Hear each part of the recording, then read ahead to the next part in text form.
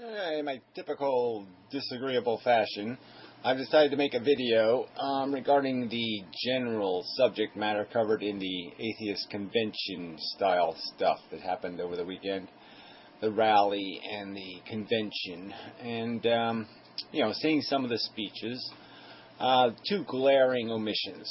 So I'll fill in those since I wasn't invited to speak. And, but I'm not going to write a speech or a presentation, but I probably should do that sometime. But I have to read it then. Who wants to do that?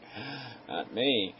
I don't like reading. So if I was there, if I was invited, and if I was going to input in some regard, just as a side note, these presentation things are nice, but it's just, okay, you throw in a little wit, and the rest of it's just this live performance crap, and I just don't get why people value that, because it's not that great, right? I mean, sometimes the mic isn't too good and you can't see the person all that well anyway, and this is so much better a medium in terms of being able to control those kinds of atmospherics, although I obviously don't control them much here, but I probably should. Maybe I will sometime the future. I'll try not to swear in this video. There's my wit. I'm being funny. I'll try not to swear in this video. That'll be my presentation. That's how you tell a presentation from a real video. Well, we'll see what happens. Well, anyway. So anyway, the two glaring omissions in terms of subjects, covered by the atheists. They talk about abortion, they talk about homosexuality, gay rights, and they're making progress in that direction anyway, but that's good. Okay, it's worth talking about. Then there's some talk about, religion, and there wasn't even much talk about war and how religion causes that. And now diversity doesn't do us a hell of a lot of good. Karina, in her presentation at the atheist convention thing, she even brought up drugs, which, is kind of sort of related, but not really. I mean, they're sort of that's more of a traditional thing, people just becoming habituated to some sort of standard of sophistication versus hedonism or something. So I suppose it has an element of religion in it, but I just don't know if that's necessarily a religious subject. But, could be considered part of a traditionalist perspective that is part of religion. And but that's the joke here, right? Because from the way I'm looking at it, the atheists look pretty traditional. Look pretty traditionally liberal, and that's about it.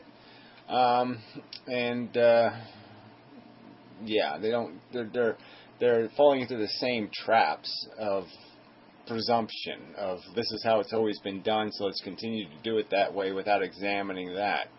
They're suspicious of one element of philosophy, and that is the theory that there's a Christian or a Muslim or a Hindu or some other kind of God. They're not even that critical of the Hindu one, but they don't seem to be able to point their cynicism or skepticism at anything else in terms of the presumptions we make regarding what it is to be alive, and answering the big questions that, as soon as you challenge religion, you're challenging a big idea. I made a preposterously stupid answer to a big question, but it's a big question. What are we doing here? Is it accomplishing anything? Has it got a mission statement? Can it be made into something? It seems obviously not great. Can it be great? And I think if you fairly answer those questions, it's not going to be a good answer. But anyway, that's not the point of this video.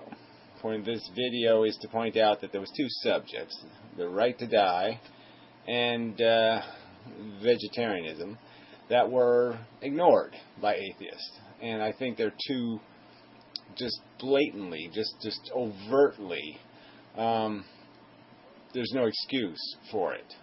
Atheists, these should be the number 1 and 2 subjects for somebody who's rejecting the God theory, is recognition that it makes perfectly good sense for somebody to control their death just as much as just as much as you would control a dinner party, or going to an adventure park, or anything else you would orchestrate in your life. Even how you would orchestrate an orchestra. Yeah, your life is just as important as that, and you would orchestrate every detail of it, including the end of it. You would recognize that life has a beginning you can't do much about. The migration from being a fish to being, a walking, talking mammal thing is always going to be a tricky transition. We always have to go through evolution. It's right there in front of you. You start off as a little swimming bug, and you end up as, and then you go through the stages of evolution through your fetal development, and then you're sort of dragged onto the land and said, grow a shell, get a skin, and, become one of these kinds of creatures. But anyway, so there's no way you can't do much orchestrating there because there's nothing you control, but everything about dying you can control. The hows, whens, when, how, what, everything about it. You can wear different hats. It doesn't, every bit of it you can control. And we should certainly have the right to do that. That would be part of just the first step of atheism is just saying, okay, there's no God telling us what to do, so what do? Oh yeah, well, we definitely don't tell other people how much they should value their own life, and we certainly shouldn't tell them how they should define a graceful end, or a sensible one, or a reasonable one, or a rational one, or one worth investing in, or one. There's nothing to prohibit here. There's nothing to interfere with here. It certainly should be to the volition of the individual. And if they don't have any volition, we certainly shouldn't be imposing a volition. We shouldn't certainly say, you're sick and broken because you're not finding this game incredibly interesting and fascinating and fun.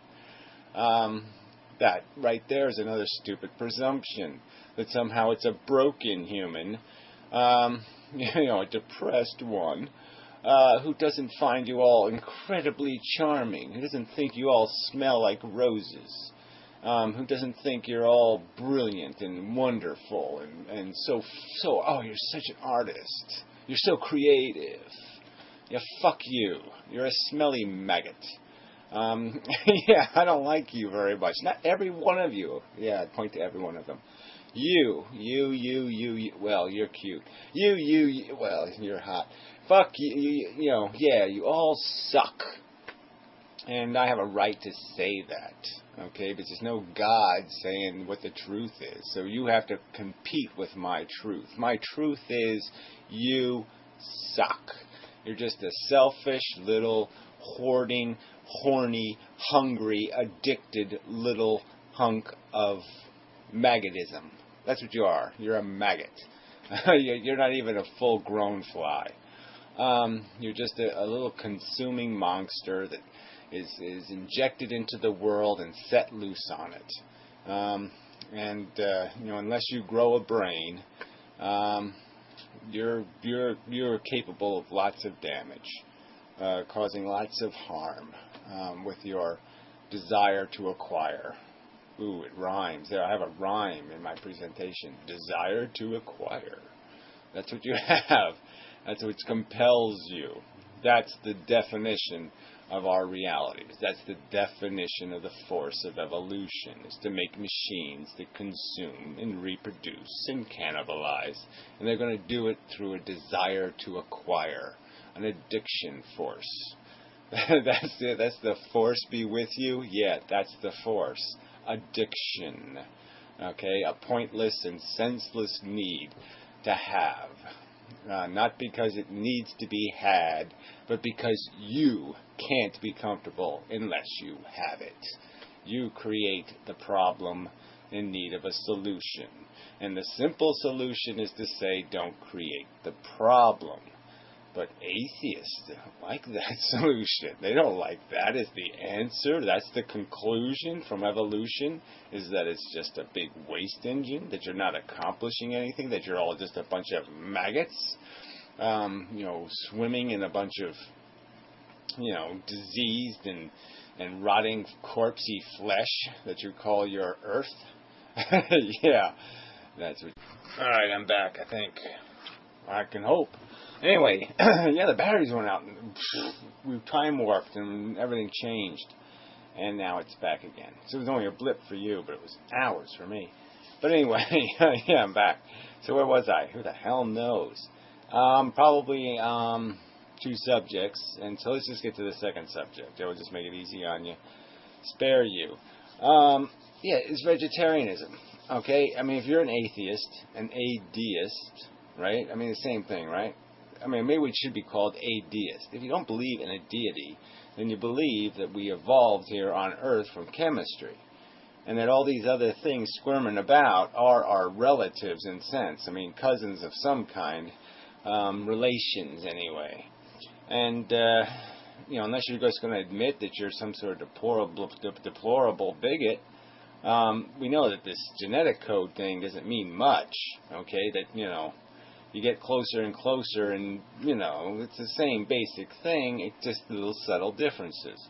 Little subtle difference for our mammals called human is, yeah, we do the brain thing in a little different way. We got the language faculty, and it enables us to exploit the brain in a way that makes us capable of doing this learning thing, going to school, and taking 18 years of our lives to develop a philosophy and mature into something, where other animals maybe have to be ready to hit the road in some sort of practical way in a lot less time than that. But we know emotionally what this mammal's doing isn't that much different than what all the other mammals are doing. There's a thing called a retarded human being, who has a low IQ, who doesn't know a lot of facts like what steel's made out of, or how far away the moon is. But we still value them and consider them feeling, and we still are concerned with their welfare. And there's no reason not to look at all these other species of animals, and species is just an arbitrary distinction. We've decided that somehow it's important whether or not you can successfully fertilize eggs of another organism. And if you can't successfully do that in some sort of prolific manner, that results in something more than mules, that somehow you're a different species. And so we've decided to separate and make distinctions based on that category. Make sense out of that? That sounds almost as stupid as a religion. I mean, shouldn't the standard be is whether or not it can be harmed? Isn't that a key word in this whole understanding of what it means to be one of these walking and talking, feeling things? Is the fact that I can be harmed? Huh? And how so? So how do you do it? How do you atheists not get it? How do you sit there and say, okay, there's no God, but I'm going to invent some other excuse, some other stupid excuse to mistreat animals? Yeah, to be dominioned over them, to say they are part of my garden, to be played with and manipulated and exploited in any manner I choose, merely because I have the power to do it. My might makes it right. That's atheism? No, that's stupidity. It's stupidity. It belongs in a Bible. It belongs in a Quran. It belongs in a book of stupid ideas. It's a stupid idea to think that you can gain anything by hurting other sentient creatures, by causing them negative, unpleasant, nasty sensations that you know from your own personal experience to be nasty and unpleasant and worthy of preventing. And yet you justify causing it. Why? Because you have an irrational, nutty concept that tells you somehow those mammals are distinctly different because they don't do calculus, and therefore I can drive a nail through their head and they're not going to feel screaming horror. That's somehow worse than the Bible theory? It's somehow worse than Jesus walking on water or virgin births or some other nonsense that I'm supposed to laugh at and ridicule? I think I should laugh and ridicule this kind of atheism, this kind of atheism, that seems to have acquired all the fucking moronic stupidity of religion. You know, you're not showing yourselves to be incapable of something just as fucktarded as a premised belief. Your premise that the animals are there for you to exploit, that somehow you've earned a right to do it. Through what process? What qualifies your right? What test did you pass? The bigger? I'm smarter than it is, therefore I can torture it. So why don't we just raise a whole bunch of human beings in isolation, keep them stupid, and then excuse doing laboratory experiments on them because they're stupid? That's not a high enough standard. It's not a rational standard. It's just a stupid, moronic, ignorant bigotry. So yes, if you're an atheist and you're seeing value in nature and you're seeing purpose in nature and you're seeing qualifying results in nature, that somehow you deserve your power, that you somehow earned it, that somehow your feelings and your welfare is somehow more important than the welfare of the other sentient creatures roaming this earth, fail. F for fool. Okay, yeah, sorry. That's a religion. That's nonsense. It's a moronic premise based on no evidence that can't be rationally argued. You cannot rationally defend this bigotry you people have against the food you eat. It's not fucking food. Alright? You weren't evolved to eat it, and even if you were, even if we were, even if Tyrannosauruses were the first organism to acquire language and then 10,000 years of civilizing and informing and enlightening civilization that gave them knowledge of their world and made them capable of understanding what an electrical discharge was, even if they were the first ones to acquire it, they would have the rational obligation to recognize that their structure was crap, that they were built to be horrifically inefficient in how they extracted their star energy, and that they would have to find better ways to do it than to rip things to pieces while they still were alive. That they would have to certainly eat dead things, but they would certainly have to treat those things well, and they would certainly have to kill them well. And if they can't do both of those things, then they have no business doing it. And that they certainly could, with a minor amount of effort, modify their behavior. And they certainly could support people who do modify, and they support each other. If there was a billion other Tyrannosauruses who did find vegetarian lifestyle quite satisfying, their response to that should be, good job, excellent. I'm fail, but excellent that you're doing that. More Tyrannosauruses should do that. All future Tyrannosauruses should be really into eating things that can't feel, that can't suffer, that can't be exploited and cheated. As we cheat the food we eat, as we cheat their sentience, as we deny it with fallacy, absolute fallacy. Again, it should be something written in a Bible. Thou shalt eat the food of the earth, the animals of your kind. You should eat your ancestors. You should eat your relatives. You should exploit them. You should steal their life. You should steal their welfare for your comfort. I don't think so. Yeah, it doesn't sound like something an intelligence would say. It sounds like something a Bible would say. These are rationalizations for a circumstance. If all atheism is going to mean is preposterous rationalizations for selfishness, for gluttony, for excess, for inefficiency, for unproductivity, for impracticality, if all you're going to do is use atheism as a justification for all those same things, then your atheism is I wasn't supposed to swear. Is garbage. So anyway, yeah, those were missing subjects. So I thought I would throw them in because no one else is going to say it, so I'm going to say it. You're fail as atheists. Alright, get real. Life is stupid as stupid can be. You're just addicted little stinking dirty maggots. Alright, the whole game is crap because it was built by a crap engine. Life is just, it's consumption, reproduction, stupid, for no good reason, for the sake of reproduction, cannibalism, which means on an island planet, that's right, you know, it eats its own ancestors, it eats its own parents. That's the monster of it. It eats its own kind. It eats things of its own value. And addiction. It's motivated by a feeling mechanism that creates intense motivation for it to keep digging into humus. But the game is that as atheists, you are conceding there is a rational reality to be discerned. And the rational reality is that you don't have to be a fucking bug. It might be a bug planet, but you don't have to be a bug. You don't have to think like a bug. You don't have to feel like a bug. Well, sort of. Lizard, anyway. So, yeah, control your lizard, control your ape, be an intellectual, and recognize in some sort of solemn humility that being atheist comes with the burden of understanding.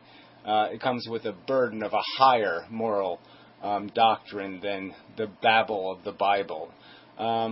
Yeah, you're obligated to give a shit about what it all adds up to. And what it all adds up to is a stupid game played for no purpose that just eats pieces. It just eats pawns and bishops and kings and queens. It just eats them and eats them and eats them. And the game keeps getting played because no one says stop.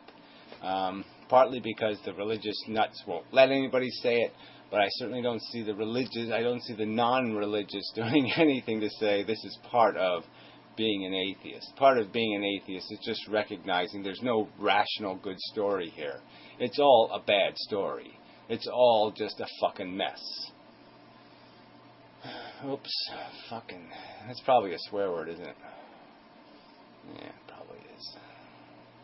Alright, anyway, enough of that. Yeah, it was an impossible theory anyway. There was no practical hope that I was going to get through the video without swearing. So anyway, this is enough. But anyway, that's something like how my presentation would have gone if I had made one. If I had been invited to make one. It would have been nice just to be invited. Just as you say, no, can't make it. But I would have liked to have been invited. Yeah, that'd be nice. Fuckers. Fucking atheists.